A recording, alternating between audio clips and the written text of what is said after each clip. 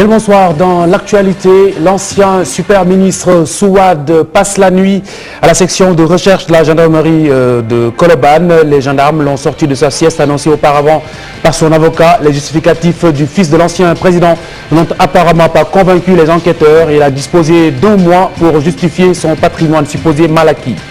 Déguerpissement provisoire des marchands ambulants du centre-ville de Dakar pour pavage des rues.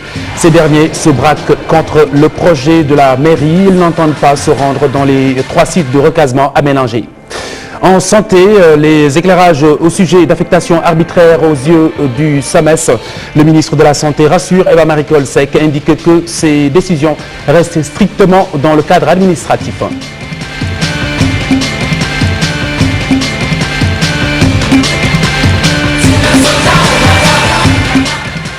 L'ancien super ministre Souad passe la nuit à la brigade de recherche de la gendarmerie de Colobane. Les gendarmes l'ont en effet sorti de sa sieste auparavant annoncée par son avocat. Les justificatifs du fils de l'ancien président n'ont apparemment pas convaincu la cour de répression de l'enrichissement illicite. Il a disposé d'1 bon mois pour justifier son patrimoine supposé mal acquis. L'affaire porte sur près de 700 milliards de francs CFA. En ligne avec nous, Ibrahim Benjamin Diagne. Bonsoir. Bonsoir, Khalifa Diarra. Alors, Ibrahim Benjamin Diagne, y a-t-il un nouvel élément dans cette affaire? Sinon, la messe est dite pour l'ancien ministre d'État, Karim Wade, qui vient d'être placé sous mandat de dépôt. On lui a notifié, placé en garde à vue par les enquêteurs de la brigade de la recherche de la gendarmerie. Et alors, selon les dernières informations recueillies sur place, Karim sera peut-être même présenté devant le procureur demain et il peut être aussi placé sous mandat de dépôt. Ce qui est sûr, il passera la nuit à Colobane et il sera devant le procureur demain. Il a été arrêté vers 17h par les gendarmes de la section gendarme de la section de la gendarmerie de Colobane. Vers 17h, il a été acheminé vers Colobane et depuis 17h, il a été entendu sur plusieurs questions.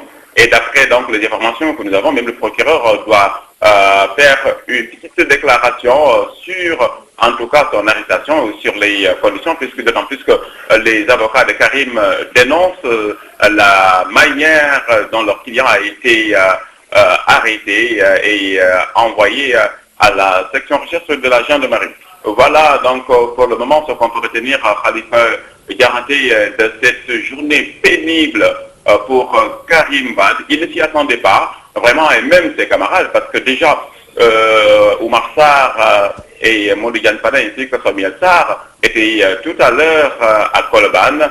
Ils se sont concertés avant de repartir parce qu'ils sont en train de, en tout cas, concocter un plan pour sortir Karim Wade du guépier. En tout cas, il est dans le gouffre. Le super ministre de son père, Abdoulaye Wade, qu'il a nommé à plusieurs postes de responsabilité. Il a été le président de la surveillance de l'ANOCI.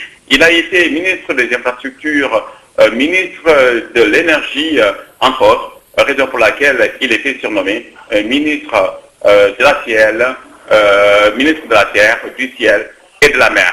Voilà en quelques mots, Khalifa Diarra, ce qui est ressorti en tout cas de cette longue journée, une journée infernale pour le fils de l'ex-président de la République, Karim Wade.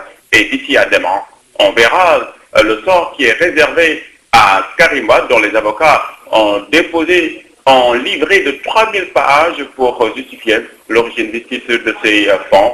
Alors on lui a attribué une somme de 694 milliards de francs CFA. Alors affaire à suivre, Khalifa Diarra. Nous y arrivons dans un instant. Merci Ibrahim Benjamin Diagne pour se ramasser. Alors ce document, vous venez de le dire, de justificatif tient sur une 50aine de pages avec plus de 3000 pièces.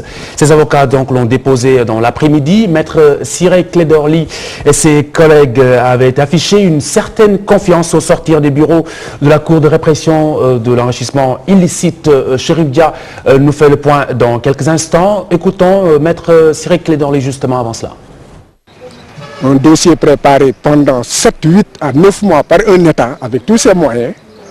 On vous demande en 48 heures de prendre connaissance, de photographier mentalement toutes les pièces rassemblées, et souvent de fausses pièces, d'avoir 30 jours seulement pour répondre.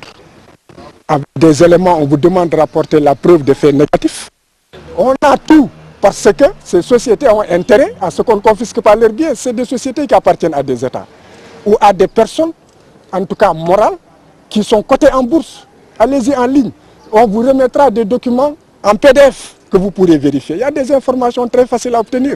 Vous savez, nous avons déposé un document de presque 50 pages. Je ne pense pas qu'on puisse lire cela en 30 secondes à la radio. Deuxièmement, en tout 240 pièces à conviction, soit près de 3000 pièces. Et vous pensez que tout ça, on peut lire ça? Bon, dans tous les cas, ne vous pressez pas. Vous avez le droit à l'information. L'opinion nationale et internationale a un droit à l'information.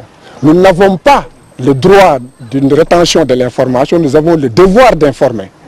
Mais nous vous informerons dans les meilleures conditions et nous permettrons à chaque être humain d'avoir les moyens de vérifier l'authenticité des pièces. Comprenez-nous. Êtes-vous confiant? Comprenez-nous. Nous avons été à la limite du dépôt parce qu'on nous a mis dans des conditions, on me demande de prouver quelque chose qui ne m'appartient pas, en sachant que ce bien ne m'appartient pas. Bon, donc nous avons besoin tous de dormir au moins, s'il vous plaît. Qu'est-ce qui va se passer? Ce qui va se passer, c'est que si c'est l'état de droit et qu'on est préoccupé par la justice, n'est-ce pas, ce dossier il est terminé. C'est ce qui devrait être. Maintenant, comment? Non, comme je vous ai dit, 3000 pièces au moins. Quand même, il y a un minimum.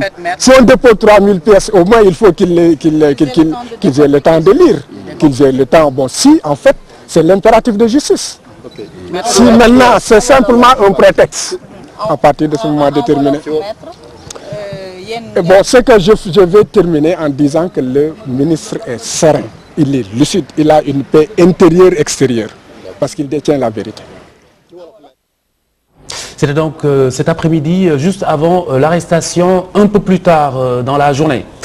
Déguerpissement provisoire des marchands ambulants des rues de la capitale, du centre-ville pour pavage de ces rues justement. Ces derniers se braquent contre la mairie de Dakar. Ils n'entendent pas se rendre dans les 3 sites de recasement aménagés pour cela. Ces sites pourraient accueillir justement jusqu'à 1000 marchands. Ababakar Kamara et Ibrahim Kamara. Le démarrage du pavage des rues du centre-ville de Dakar était prévu ce 15 avril 2013. La mairie de la capitale, porteuse du projet Félix Eboué, a aménagé 3 sites de recasement sur l'avenue Jean Jaurès, André Pétavin et la rue Ouagan Diouf. On voulait quitter cette lieu, oui, mais à une condition, quoi, pour un recasement définitif, mais pas provisoirement. Ce qu'on a dit, c'est pas difficile, quoi, en fait. Nous voulons juste des recasements définitifs, mais pas provisoirement de 6 mois. Regardez ici, là. Si on rentre ici, mais on ne peut pas gagner beaucoup d'argent par rapport dans la rue.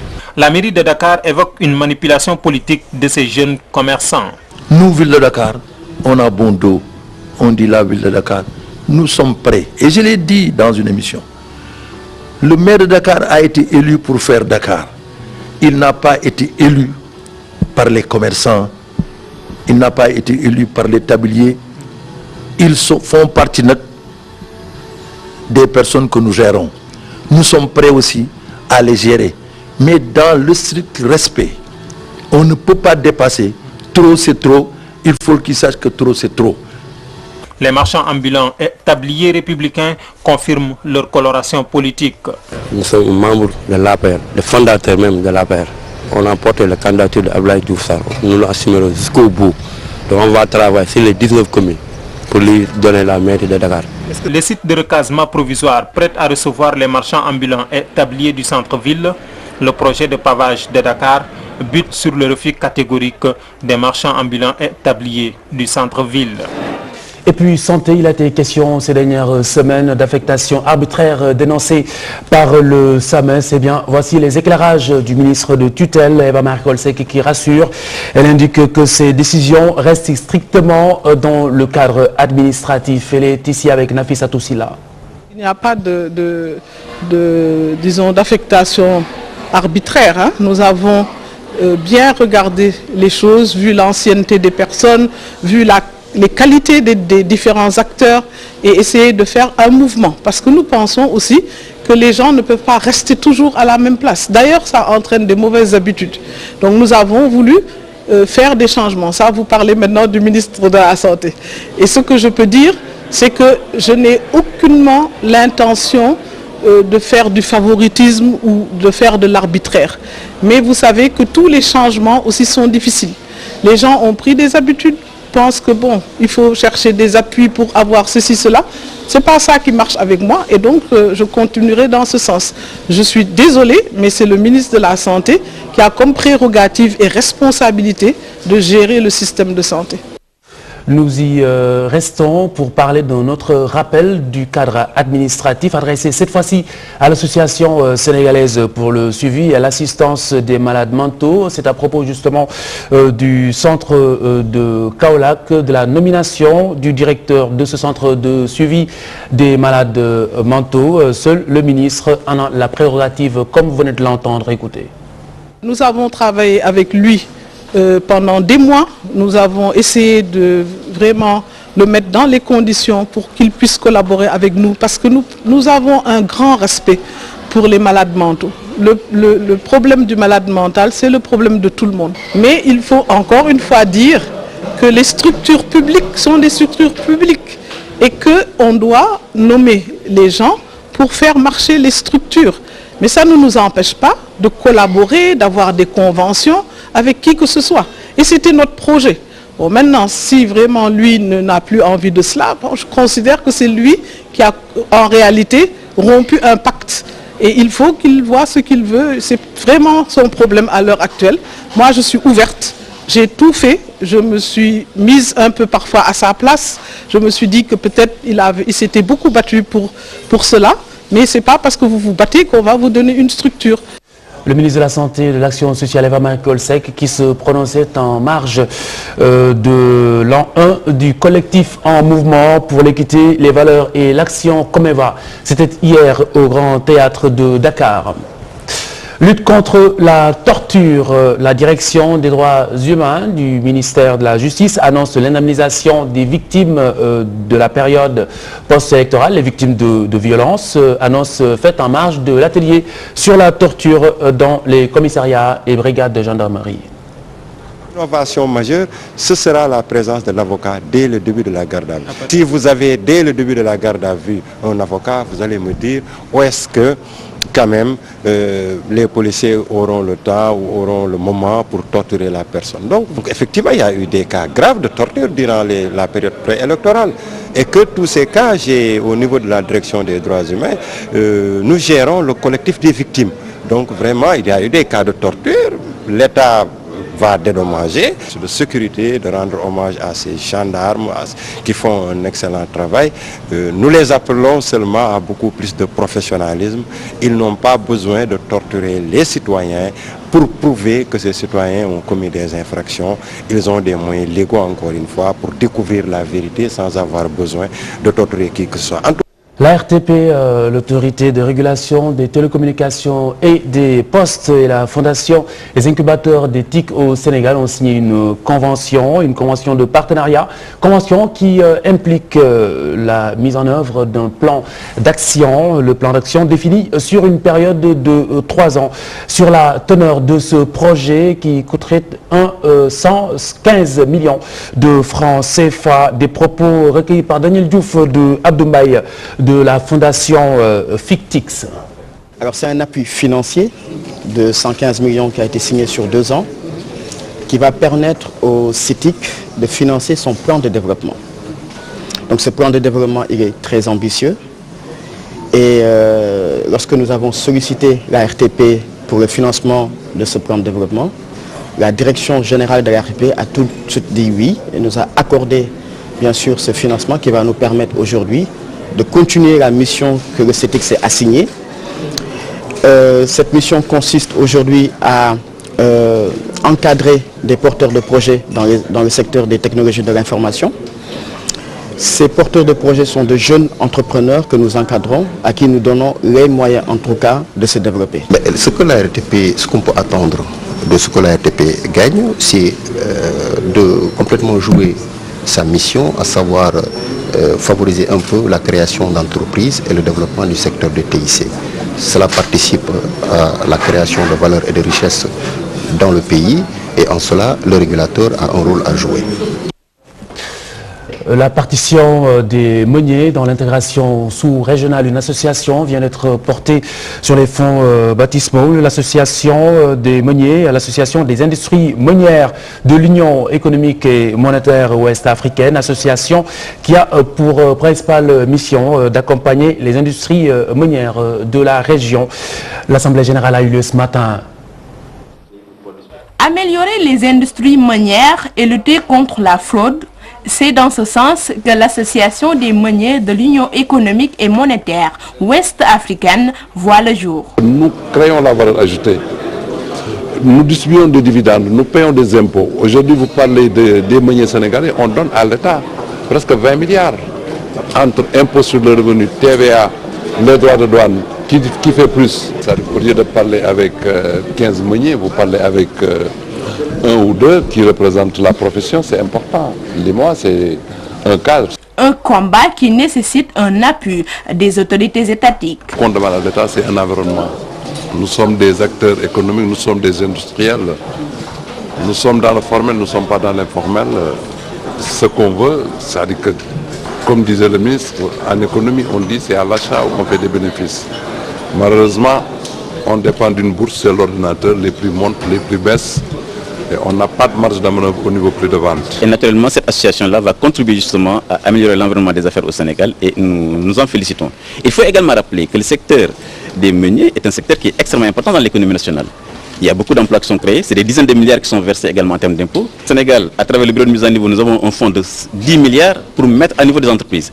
Et naturellement, nous accompagnons aussi les entreprises meunières. Actuellement, la compétitivité reste le seul frein des industries meunières, point sur lequel l'association devra se pencher en vue de redresser la pente. Nous restons toujours dans le cadre de l'intégration sous-régionale avec cette rencontre de Dakar prévue les 23 et 24 avril prochains. Rencontre initiée par le réseau des acteurs et professionnels des entreprises et des industries culturelles de l'Afrique occidentale. Il s'agira d'impliquer le secteur privé dans les grands projets d'intégration économique. Voici le président du réseau avec Maimouna Ndiaye. Le plus souvent, nos besoins sont suscités par ces médias pour des produits malheureusement que nous ne produisons pas. D'où les inconvénients au niveau de notre balance commerciale et même de notre balance des paiements. Mais surtout de la conservation de nos valeurs culturelles. Alors nous avons pensé qu'il était temps qu'on réfléchisse là-dessus et qu'on propose en tout cas au niveau des autorités une alternative au management actuel du consommé local qui ne repose que sur l'entrepreneuriat privé et capitaliste. Avant de poursuivre cette actualité, je vous le disais en cours d'édition, Chérif Dia qui fait le point de la situation suite au dépôt du document qui contient les pièces justificatives du patrimoine de Karim Wade, estimé à un peu plus de 600 milliards de francs CFA, 694 milliards de francs CFA exactement. Eh bien, Karim Wade a été sorti de sa sieste par les gendarmes de la section de recherche de la gendarmerie de Colobane. Il passe la nuit dans ses locaux. Avant l'arrestation de Karim Wade, ses avocats avaient pourtant affiché leur confiance malgré la fatigue qui se lit sur leur visage. Que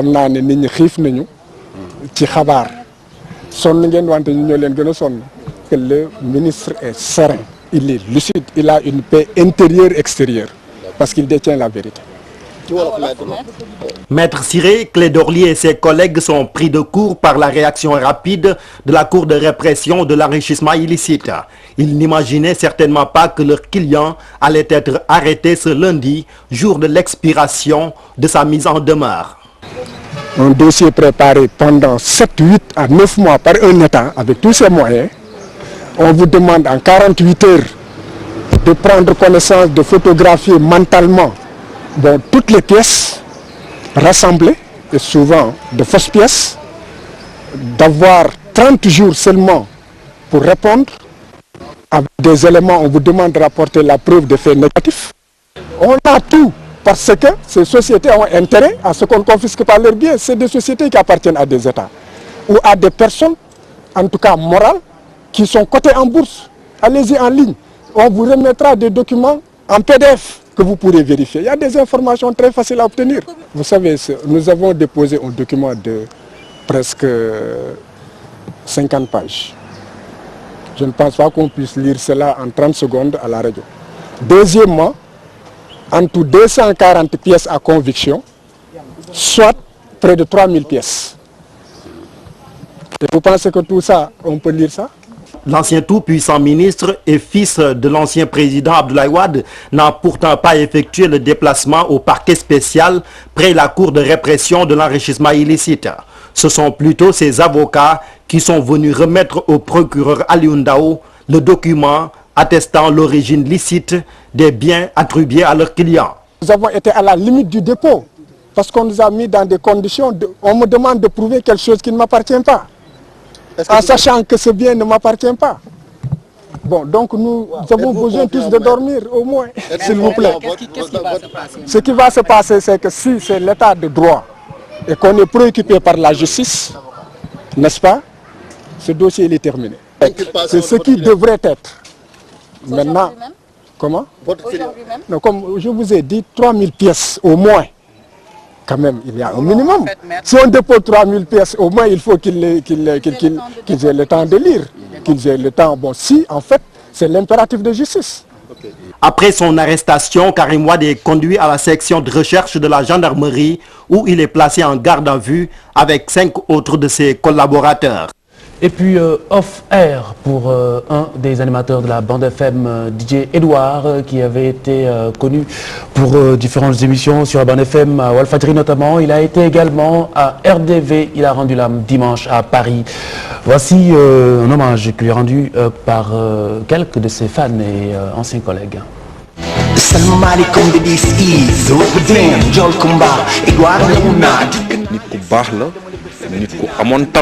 Il était quelqu'un d'exceptionnel. Edouard aimait beaucoup faire rigoler les gens. J'ai vécu beaucoup de choses avec lui. Quand j'ai subi une opération chirurgicale, je suis resté chez lui pendant très longtemps. Je me rappelle un jour, nous revenions d'un voyage à Kaolack après avoir été invités par la troupe théâtrale Kurgi. Notre voiture était tombée en panne. On était obligé de la pousser. Et par hasard, Edouard avait marché ce jour-là sur un cadavre d'un chien. Automatiquement, il se jetait sur moi et on a beaucoup rigolé. Edouard, c'était un homme des médias. Il avait une voix extraordinaire.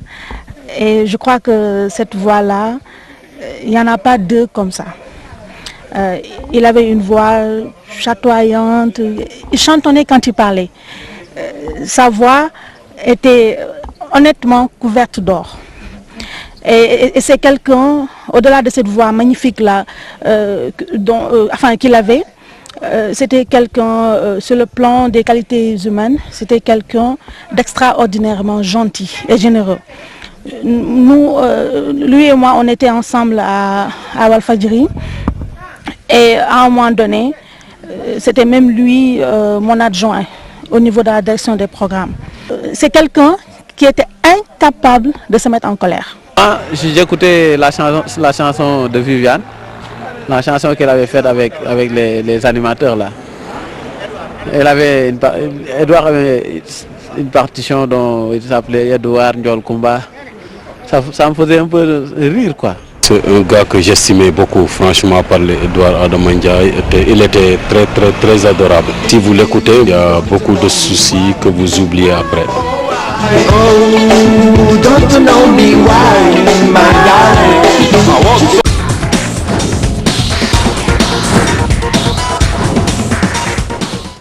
La page de sport avec Pape Abdoulaye Der, bonsoir. Bonsoir Khalifa, avec le 14e tour de la Ligue 1 sénégalaise et même si le Jaraaf se rapproche, Djamba reste leader du championnat malgré le nul vierge concédé à Ngor. C'était ce dimanche devant l'Olympique de Ngor justement. Compte rendu signé Cheikh Sadibou Diarra Diafa Araba. Djambar c'est aussi du solide. Malmené d'entrée de jeu par l'Olympique de Ngor, et pas avantagée par l'état du terrain, l'équipe chère à Saersek fait le dos rond jusqu'à la pause. Le public s'attend à du mieux à la reprise. Mais c'est encore Ngor qui se crée les situations les plus dangereuses par 4 fois.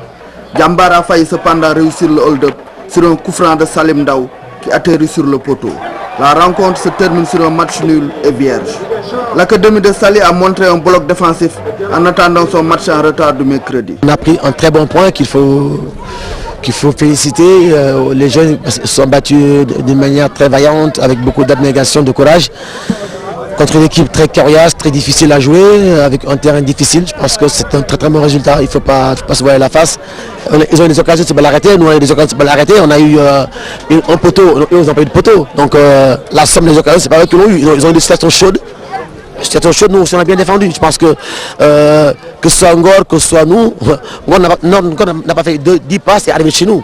Nous aussi on n'a pas fait 10 passes et arrivé chez eux. Maintenant c'est un point, c'est un bon point. Il faut rentrer tranquillement, penser les bobos qu'on a eu, parce que c'est un match très difficile. On a eu un peu de casse chez certains jeunes, donc il faut rentrer, se reposer, attendre mercredi tranquillement pour jouer contre le Casa Sport, Inch'Allah. L'Olympique d'Angor a buté sur un excellent Ousmane Mané. Le premier qui a récupéré son meneur de jeu, Yannick Gomis, reste invaincu à domicile. On a joué pour gagner. Malheureusement, on sort par un match nul. Pour moi, c'est un bon résultat. D'abord, il y a la réussite du gardien Ousmane Mané qui a fait un bon match. C'est ce qu'on attendait de lui, surtout pour moi. Il y a aussi un peu une maladresse de nos attaquants qui n'ont pas été adroits aujourd'hui. Arthur, c'est un joueur talentueux. Vraiment, aujourd'hui, j'ai beaucoup aimé j'ai beaucoup aimé son apport dans l'équipe. Parce que c'est ce qu'on attendait aussi de lui. Le leader de la Ligue 1, Djambar, est sous la menace de Djaraf, vainqueur du Casa Sport et qui revient à 3 points. L'Olympique d'Angor, lui, n'avance pas en concédant un deuxième match nul consécutif. Cher Sadibou Diarra, le Djaraf en déplacement qui a effectivement battu le Casa Sport 1-0. La Linguère qui perd également à domicile 1-0 devant l'US Gorée. Touré Kunda dans les ultimes secondes qui bat Pikine 1-0. Entre autres résultats enregistrés, Djambar avec 28 points et suivi du Djaraf, 25 points, 3 points de différence. Donc Ngor est 3e. Et puis ce résultat en Ligue 2, la Jeanne d'Arc de Dakar qui descend toujours aux enfers avec une défaite concédée cet après-midi 2-0 devant Barguet lors de la 8e journée de Ligue 2, la première journée retour. Toujours avec le football et le sélectionneur Alain Giresse qui travaille déjà sur les 2 prochaines sorties des Lions du Sénégal en juin prochain au Libéria et en Angola avant d'affronter à domicile entre Guillemets l'Ouganda. Alain Giresse au micro de Cheikh Tidiane John. Ces 2 matchs à l'extérieur, et ça, ma principale préoccupation à l'heure actuelle, c'est de faire en sorte que ces déplacements se fassent dans les meilleures conditions possibles. C'est-à-dire que, à partir du groupement des joueurs, de la préparation, les déplacements. Nous sommes sur le continent africain, qui est un grand continent, les distances sont longues, les connexions compliquées. Donc, si nous n'avons pas une logistique, un routing dans les meilleures conditions, ça sera embêtant. Donc j'alerte sur ça et que c'est ça d'abord qu'il faut mettre en place. Après, vous rentrez dans la gestion du match, des matchs, ça c'est un autre aspect sur lequel je travaille évidemment, bien sûr. Mais aujourd'hui, là, je suis préoccupé avec la fédération parce que justement ces conditions sont réunies pour que l'on fasse faire face à tous ces éléments en termes de déplacement. Le volleyball pour terminer avec un stage international qui a débuté ce lundi à Dakar. Les dames sont à l'honneur selon le directeur technique national Baïdem. La présence féminine est très remarquée aussi. On a eu presque 12 candidats féminins qui seront présents dans ce stage. L'innovation, pas de l'innovation, nous sommes là uniquement pour parler de technique, de tactique. Je pense que c'est ce qu'on va apprendre aux enfants, aux jeunes, futurs entraîneurs, comment coacher, comment entraîner et comment gérer des équipes, surtout de petites catégories jusqu'à l'équipe élite. Ils sont là pour être formés techniquement et tactiquement. Je pense que nous allons s'y atteler pour qu'ils soient bien formés. C'est tout simplement l'innovation. Sinon que tout simplement essayer de les pousser à tout mettre en œuvre pour essayer, après la formation, d'essayer de rendre utile cette formation sur le terrain. Et c'est ça notre principal problème. Nous formons beaucoup, mais ceux qui sont formés rendent rarement la monnaie à la fédération qui les a formés, c'est-à-dire travailler pour le volleyball au sein des localités où ils se trouveront. Et je pense que ce sera le maître mot cette année, que ceux qui seront formés devront tout mettre en œuvre pour être sur place et essayer de rendre la monnaie et en essayant de travailler pour le développement du volleyball dans les localités où ils se trouveront. Voilà Khalifa Diakhaté, c'était là l'essentiel pour les sports. Merci Pape Abdoulaye Der, excellente semaine à toutes et à tous, bonne soirée sur TFM.